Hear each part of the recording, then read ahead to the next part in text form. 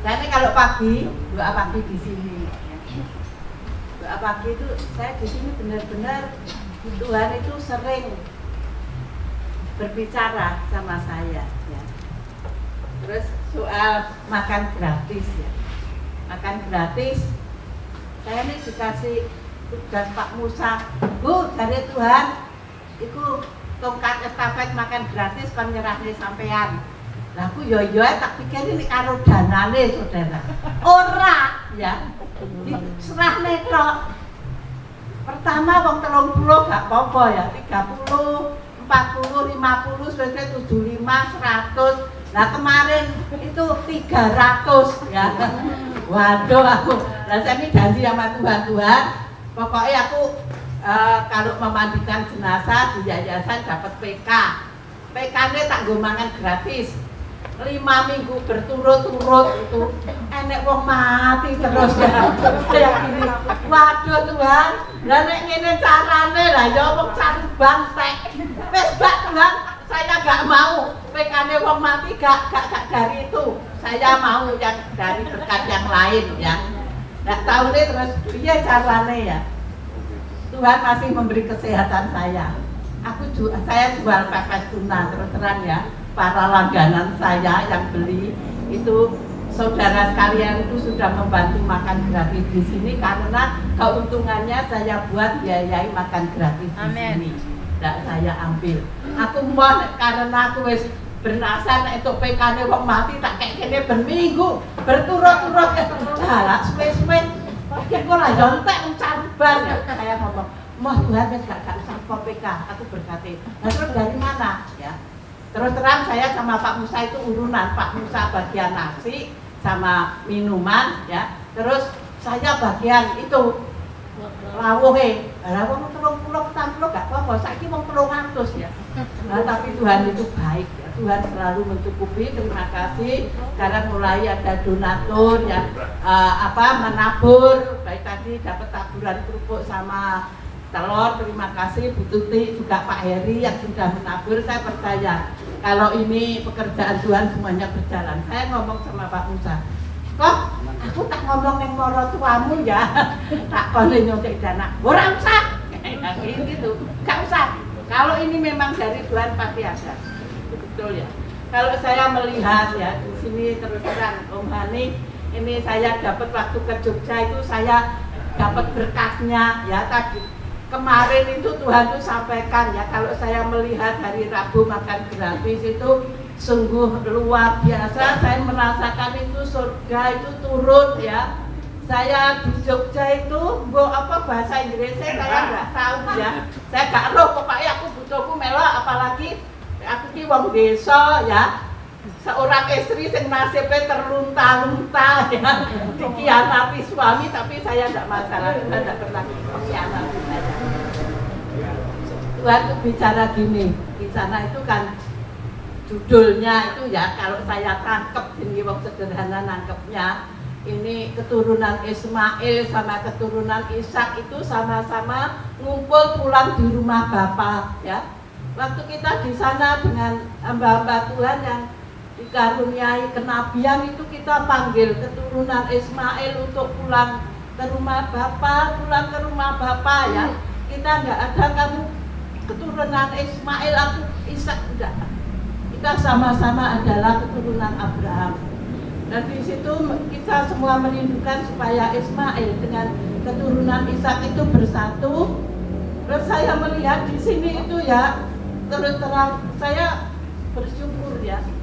Banyak dan bayot itu yang berduyun-duyun.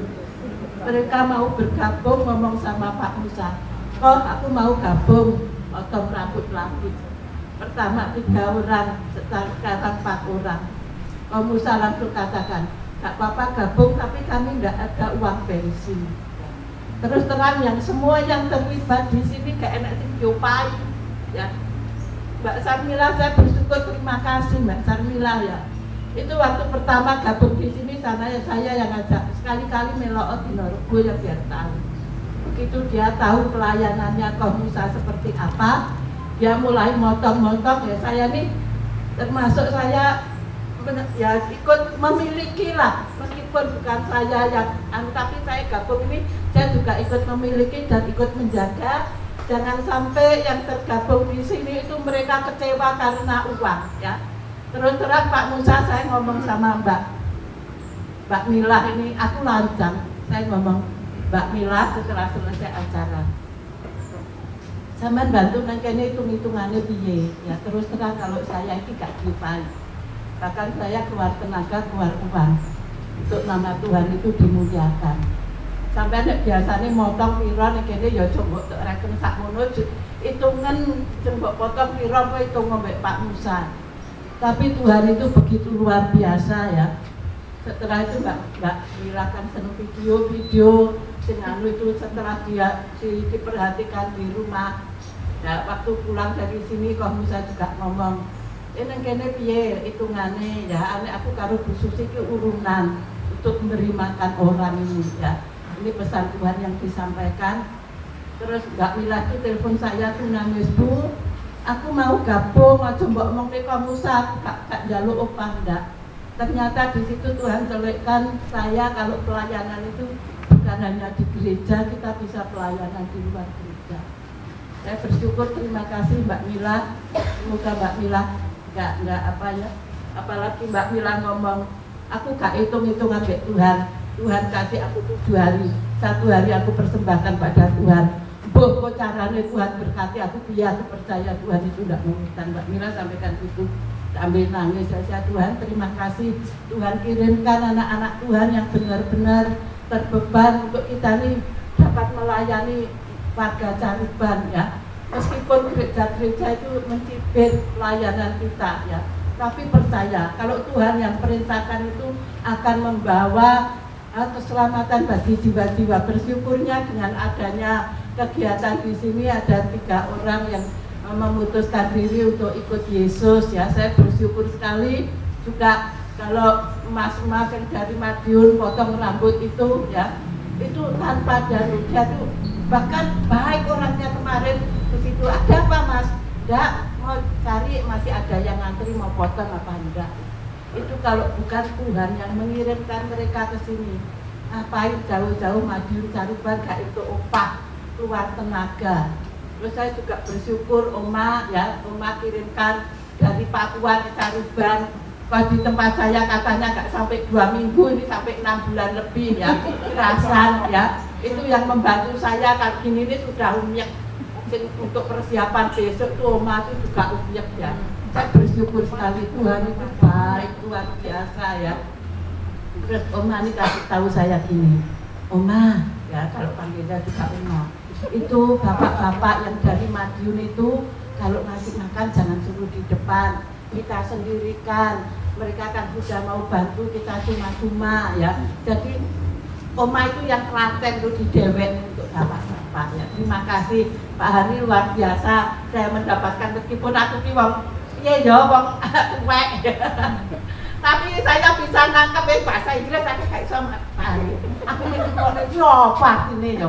Apa artinya? Itu mak yang saya tahu panggil ya. Keturunan Ismail pulang-pulang ke rumah bapak pulang. Itu tak praktek nih. Ismail nih Bayon Kedar masuk melayani Tuhan. Luar biasa Pak Hani. Kalau mau nanti yang ingat besok ya tahu bagaimana sukacitanya di sini. Kalau keturunan Ismail sama Ishak jadi satu, wah juga Pak Hani ya. Jadi memang benar-benar kita ini harus di rumah bapak itu gak usah kayak tamu ya. Waktu di Jogja ini pencilaan saudara, bukan pencilaan loh. Saya ini ya, gabung ini suami saya gini tuh enggak bisa.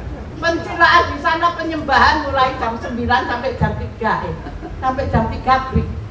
Mulai lagi jam 5 sampai jam 11 malam. Penyembahan jogetan, lo kejune hilang. Kenapa? Terus dulu saya bingung, aduh, main kancing gini nggak bisa. Pulang dari Jogja itu lo kejuku hilang, lo penyembahan, lo jogetan ya. Puji Tuhan, terima kasih ya. Terima kasih buat dukungan saudara-saudara juga yang sudah menabur. Saya percaya Tuhan memperhitungkan apa yang kita lakukan. Juga mas-mas ya. Mas Gondrong, Mas Ferry, aku seneng ya punya saudara-saudara itu ya. Ternyata ya, saya ini meskipun sudah tua ya, sudah tua itu Tuhan masih pakai. Lah ini bentar ya. Waktu saya ini tidak di sini, jelalah enek orang mati saudara. Ada orang mati. Waktu saya ikut diajak anak saya retreat, aku dikabari, Bu Susi di mana? Koko meninggal. Waduh, aku retreat, aku mikir, waduh Tuhan ki manggil orang aja aku pas gak enek. Jadi aku lah rugi Tuhan. Kita motor kok yayasan aku itu. Biasanya kok keluarganya yang meninggal aku juga dapat. Neng gereja aku pas enek bagi berkat. Wah kita motor 500 Tuhan. Enek kanggo makan gratis. Lah Tuhan ki manggil wong aja pas aku gak enek. Tapi Tuhan itu tanggung jawab ya. Saya doa di sini Tuhan juga ngomong, yang aku minta darimu, kamu mengenal aku secara benar ya. Aku mau kehilangan 500 aku. Itu seperti 500 nah. Saya di sana suruh handle sekolah minggu ya. Saya cerita sekolah minggu ya sulapan ya badut ya. Tapi anak saya ngomong, gak ono danane loh Mas, ini masalahnya enggak diantarne. Enggak masalah, ini memang tugasnya mama dan papa. Tapi puji Tuhan, setelah selesai itu saya dipanggil sama panitianya. Oma ada titipan. Titipan kadari gak nek danane.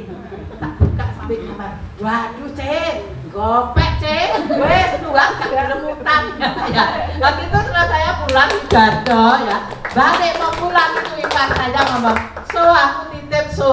Apa? Aku nabur untuk makan gratis di Caruban. Sampai rumah tak suka. Aduh gopek, aduh Tuhan, ternyata Tuhan itu luar biasa ya. Tuhan gak bermuntah ya. Kita agak hitung-hitungan dari Tuhan, matematikanya Tuhan kita tidak tahu ya. Tuhan dan saya bersyukur dengan jualan tuna itu tadi 100 bungkus sak betan habis ya, bahkan kurang. Ini bukan karena buat kuat jaga saya, ini karena pekerjaan Tuhan yang harus kita lakukan. Terus menjadi berkat juga di tempat ini. Dan tadi apa yang disaksikan oleh Bu Susiami, kita semuanya memang juga terlibat di dalam pelayanan makanin netizen. Ya, dari minggu ke minggu jumlah yang datang itu sudah semakin meningkat. Targetnya Komusa malah 10.000. Ya, saya ngomong sama Bu Susi, ya maaf ya kalimatnya mungkin kasar. Pak Musa kita harus gendeng ya. 10.000 di jalan di. Tapi saudaraku, saya percaya kalau ini acaranya Tuhan, pasti Tuhan siapkan semuanya. Amin saudaraku. Ya, tadi kesaksian-kesaksian yang luar biasa. Nah, seminggu yang lalu, hampir seminggu yang lalu, Pak Musa ngasih tahu sama saya, Pak Tim, nanti Selasa pas wayai Pak Hani dari Solo, sampean juga saksi. Lah saksi tentang apa? Lah sembarang. Aku pernah dengar kesaksianmu tentang kamu masuk kuliah S2. Nah, saudaraku, oke lah kalau gitu saya saksikan itu. Baik, pada suatu hari, kurang lebih sekitar 4 bulan yang lalu, saudara. 4 bulan yang lalu, saya ini nggak tahu tiba-tiba hati saya itu kepingin banget kuliah S2. Padahal usia sekarang saya itu sudah 56 tahun, ya, usia yang sudah cukup masih remaja. Nah, terus kemudian saya mencoba untuk menghubungi beberapa teman yang juga kuliah S2. Pertama pilihan saya itu sebenarnya di Nganjuk karena supaya tidak terlalu jauh ketika ada pertemuan tatap muka. Tapi ternyata waktu saya tembusi di STT Abdi Gusti Nganjuk itu, saya tembusi, gak ada respon, saudara. Saya pikir wah ketokane bukan situ ya, Tuhan tak suruh ke situ. Lalu kemudian saya mencoba untuk menghubungi teman yang lain yang kuliahnya itu di STT IKAT Jakarta. Lalu kemudian singkat cerita, teman saya bilang, tak kasih nomornya, kamu yang hubungan sendiri secara intens, ya saya berdoa supaya kamu juga bisa menjadi bagian dari mahasiswa STT IKAT seperti kami juga. Oke deh, saya hubungi. Ya makanya bonek sama iman itu bedanya mungkin rada tipis. Ya antara nekat sama beriman itu mungkin batasannya sangat tipis. Lalu kemudian mungkin nanti bisa dijelaskan sama Pak Hani. antara iman dan nekat. Tetapi sebagai gas Tuhan, saya kepengen masuk S2 itu sama sekali tidak punya dana, ya, tidak punya dana. Lalu kemudian saya mencoba menghubungi teman saya, memberi nomor teleponku dan saya menghubungi, namanya Pak Alex Karamoy, orang Manado. Dia adalah orang yang menangani pendaftaran mahasiswa dan juga termasuk salah satu dosen S2. Kemudian saya mencoba untuk menghubungi melalui WA karena saya belum terlalu kenal. Saya takut kalau nanti langsung tak telepon beliau kaget, tapi aku tekondi moro-moro menghubungi aku, nomornya tekondi ya. Saya WA dulu, maaf Pak, saya perkenalkan nama saya ini, saya rumahnya di sini. Lalu kemudian saya bermaksud ingin masuk ke STTK, mengambil program pasca sarjana. Lalu kemudian orangnya memberikan gambaran begini, oke, kalau kamu mau masuk di STTK, karena kamu juga minta perinciannya, maka dikasih perinciannya, dikasih perincian dana yang harus dikeluarkan sejumlah uang untuk membayar di STTK itu. Lalu kemudian waktu saya disebutkan dana yang sekian puluh juta, saya terkejut. Saya bilang saya tidak punya duit, ini disebutkan puluhan juta ya. Kurang lebih saudaraku kalau itu tuntas sampai kepada wisuda kurang lebih sekitar 40 sampai 45 juta. Ya, saya bilang saya tidak punya duit. Saya ngomong terus terang sama Pak Alex itu, Pak Alex, saya mau ngambil S2 ini terus terang saya tidak punya dana. Saya tidak punya dana dan tapi saya punya kerinduan untuk belajar. Lalu kemudian dia ngasih solusi yang kedua kalau saya tidak punya duit. Solusinya kamu jadi sales. Loh, sales apa Pak? Sales golek mahasiswa lain. Satu orang kalau S1 kamu tak kasih 500.000, kalau S2 satu orang tak kasih 1 juta. Aku bilang, Pak, sampai kayak tawaran sing sulit banget aku.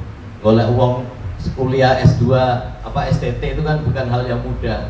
Dia bilang, wes gini aja Pak, saya tidak bisa Pak. Persyaratan pertama yang saya tidak masuk, persyaratan kedua yang saya tidak masuk. Wes saya tak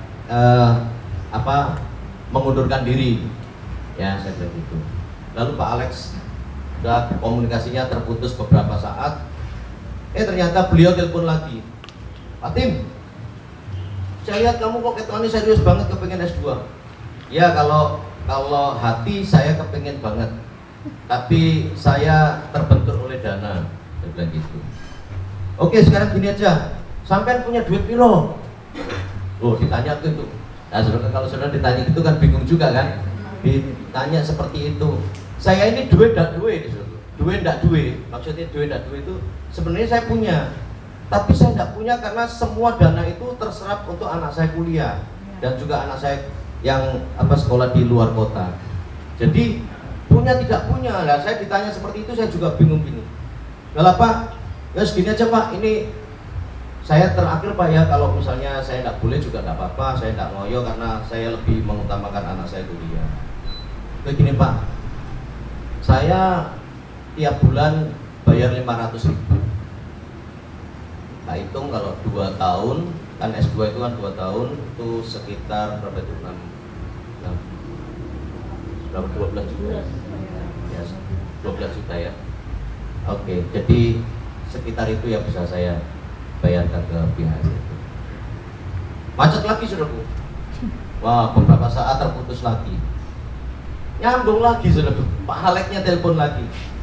Oke Pak Tim, wes sak duwemu duit. As kabarmu ora mikir, mlebu. Lu bingung saya itu. Tadinya saya bilang seperti itu, maksudnya sudahlah tak cut aja, saya tidak mau lagi masuk menjadi mahasiswa S2. Tetapi ternyata Tuhan itu mengizinkan saya kuliah di situ saudaraku. Dengan dana yang ya saya nyebutnya itu saja nih, ngomongnya asal saudaraku. Wes Pak, pokoknya disetujui, saya kuatnya setiap bulan saya bayar 500.000. Kalau Bapak mengizinkan saya kuliah, ya saya kuliah, kalau enggak ya saya enggak lanjutkan. Ternyata disetujui saudaraku. Wes saiki juga tak kirim persyaratannya, tak kirim brosur-brosurnya, formulir-formulirnya, tolong diisi, dikembalikan ke STT lewat email. Wah, langsung sudah saya isi. Saya ngomong sama istri saya, lalu istri saya bilang gitu, gue memang mau nekat. Tapi akhirnya saudaraku, puji Tuhan, dan sampai hari ini sudah berlangsung 4 bulan saya mengikuti kuliah, dan semua karena kemurahan Tuhan. Saya tahu bahwa tidak ada hal yang tidak mungkin buat Tuhan, ya. Yang tadinya tidak mungkin buat saya, tapi buat Tuhan itu selalu ada jalan, ya. Dan akhirnya saya sekarang sudah bisa kuliah S2 di STT IKAT Jakarta melalui Zoom, ya, aplikasi Zoom. Itu yang pertama. Nah, saya kasih bonus ini yang kedua, kesaksian saya. Ya, nanti Pak Hani mungkin sampai jam 8. Saudaraku, yang kedua itu beberapa hari yang lalu anak saya Samuel, anak saya yang sulung, yang laki-laki, yang kuliah di Stipram. Stipram itu punyanya Ambarukmo, Hotel Ambarukmo, karena dia mengambil jurusan perhotelan, ya. Sudah hampir selesai, dan oleh kemurahan Tuhan sudah hampir selesai. Tapi beberapa hari yang lalu, tanggal 9 itu dia sudah merasakan tidak enak, ya. Di tenggorokannya itu sesuatu yang tidak normal gitu. Buat nelen susah, buat bicara juga susah, ada rasa-rasa sakit di tenggorokannya. Lalu dia komunikasi dengan saya pikir kan radang biasa. Ya sudah, kamu minum Ciwacin, kamu minum Lohanku, ya, saya bilang itu. Tapi ternyata sampai hari kemarin itu tidak ada perubahan apa-apa. Lalu saya bilang begini, oke, kamu ajak pulang ke Nganjuk, ke Caruban, karena kalau papa yang ke Jogja ini agak sulit karena di sana tidak ada keluarga. Jadi kamu yang pulang ke sini ditangani di sini saja masalah tenggorokan. Saya kaget karena setelah dia sampai di Caruban, ternyata dia mengalami di tenggorokannya itu amandelnya itu sudah statusnya T4. T4 itu sudah cukup besar dan menghalangi separuh dari lorong untuk buat makanan itu. Jadi anak saya mengalami seperti itu. Lalu kemudian di langit-langit bagian dalam itu ada infeksinya. Terlihat ada nananya pada waktu dicolokin sama senter sama dokternya. Ya, karena tadi pagi saya konsultasi sama dokter siapa itu namanya yang dekatnya Bu Tipa itu, Pak Dokter Satrio, ya, THT. Lalu kemudian setelah ditunjukkan ini loh, dia infeksi karena ada nanah di situ. Jadi itu yang harus ditangani dulu. Kalau itu sudah selesai, baru nanti masalah amandelnya yang dikerjakan. Berarti harus menjalani 2 hal. Yang pertama, pembersihan nanah itu supaya infeksinya selesai. Kalau itu selesai, nanti mungkin butuh waktu sekitar 1 minggu. Nanti kalau sudah dinyatakan infeksinya selesai, baru nanti ada tindakan operasi untuk amandelnya. Nah, saudaraku, Bu Susi tadi bilang untuk makani netizen, ya, itu kan istilahnya Pak Musa, ya. Jadi menjadi berkat, kasih makanan kepada orang-orang yang dari luar, mereka yang lapar, mereka yang haus, kita sambut mereka dengan makan. Itu bicara tentang kebutuhan duit, ya. Nah, ini tadi juga begitu. Aku tanya sama istriku, kamu punya duit piro untuk bawa anak kita ke rumah sakit? Ya, karena pasti ini rawat inap. Tak duwe, loh, aku duwe gak duwe, ya apa gitu? Ya. Nah, tadi malam itu saya tidur sekamar sama Samuel, ya, dan di sebelah saya di sampingnya. Semalam itu dia tidak bisa tidur karena tenggorokannya betul-betul sakit, terus kemudian terganggu banget sampai ke telinga-telinga itu merasa sangat nyeri banget. Ya, ketika anak saya tidak bisa tidur, saya juga terganggu dan juga tidak bisa tidur. Saya cuma berdoa gini sama Tuhan, Tuhan, tolongi saya nopo Tuhan, rekeningku aku gak duit. Nah, sudah, lu dijawab doa ke Tuhan. Sudah. Saya tidak cerita sama siapa-siapa karena malam itu, tengah malam, ya, tengah malam. Ya, habis saya ngomong seperti itu, tidak lama. saya lihat di 3 rekening saya punya 3 rekening Serbu. Bank Jatim, karena saya guru saya harus punya Bank Jatim. Lalu kemudian saya punya BCA dan saya juga punya BTN karena saya harus ngangsur rumah. Ya. Di Bank Jatim itu saya jaga mes Serbu. Karena sudah setengah tahun ini guru GTT itu yang mendapatkan honor dari provinsi itu sampai 6 bulan itu tertunda. Jadi saya sebenarnya menunggu rapelan 6 bulan. Nggak masuk sampai hari ini Serbu. Ya, padahal sudah tanda tangan. Lalu kemudian saya lihat di BTN tidak terjadi apa-apa karena BTN itu hanya untuk bank pasif ya, saya bayar untuk angsuran kerja. Lalu kemudian saya melihat di bank BCA yang itu bank aktif ya, artinya ya ada saldo masuk, ada keluar, ada masuk dan keluar seterusnya. Lalu saya ingat betul bahwa uang tabungan saya di BCA itu sudah hampir nol, tidak punya duit. Ya, kurang lebih sekitar 70 sekian ribu. Malam itu waktu saya berdoa sama Tuhan saya nono bangku, aku gak ada duit sama sekali. Sedangkan besok pagi anak saya harus rawat inap. Terus saya ngomong begitu. Saudara percaya tidak percaya? Ya, di tabungan saya itu tiba-tiba ada uang sejumlah 1.200.000. Aku kangen banget. Saya nggak tahu sih. Saya ngomong sama istri saya sampai nangis. Dia bilang, kok iso ya? Yo iso, kita punya Tuhan yang Yesus apa iso. Amin. Lalu kemudian uang 1.200.000 itu saya ambil 1 juta untuk ya buat pegangan nanti kalau misalnya butuh apa segala macam. Saya ditanya sama istri saya, dan kamu ngambil di BCA itu uang dari mana? Lah aku dewe lo gak ngerti. Ya, tiba-tiba di tabungan saya di BCA itu ada sejumlah uang sebesar 1.270.000 sekian, karena yang 70 itu memang ada sisa kandungan di situ. Berdoa ke Tuhan dan puji Tuhan, akhirnya uang itu bisa saya pergunakan untuk ya beli kebutuhan yang kecil untuk sehari-hari. Nah, anak saya ini sedang dirawat di Melati ya, di rumah sakit sini. Lalu kemudian sebenarnya hari ini saya sebenarnya bisa saja sama Pak Musa tak kasih tahu, Pak Musa saya tak batal ya untuk kesaksian karena saya harus nungguin anak saya. Tapi ada satu hal yang sangat kuat, saya tidak boleh. Saya yang sudah ngomong ya, saya harus ngomong ya di atas iya. Makanya saya datang ke tempat ini, saya ngomong sama anak saya, sama istri saya, sorry ya, tak tinggal sih, aku tak ikut ibadah dan saya harus kesaksian bagaimana Tuhan sudah tolong kita semuanya, Samuel khususnya dalam hal ini. Karena itu saya mohon dukungan dalam doa buat Samuel anak saya yang sulung ini supaya Tuhan tolong. Proses yang pertama adalah pembersihan infeksinya, yang kedua adalah mungkin akan pengangkatan amandel karena harus operasi. Ya. Lah ngono kuwi duit kok diyombo, pokoknya pas saya pasrah, saya tahu saya punya Tuhan yang hidup. Saya ini melayani Tuhan, saya seorang pendeta, saya seorang hamba Tuhan, dan saya tergabung di Gereja Utusan Pantekosta Caruban, dan saya adalah salah satu staf gembala di situ. Saya melayani Tuhan, saya khotbah, saya menyampaikan firman Tuhan. Kita pasti diberkati oleh Tuhan, kita pasti ditolong oleh Tuhan, kita pasti dibela oleh Tuhan. Masa saya yang khotbah tidak ditolong sama Tuhan? Buat saya tidak mungkin. Amin, saudaraku. Saya percaya Tuhan itu membuat mujizat yang terjadi. Puji Tuhan.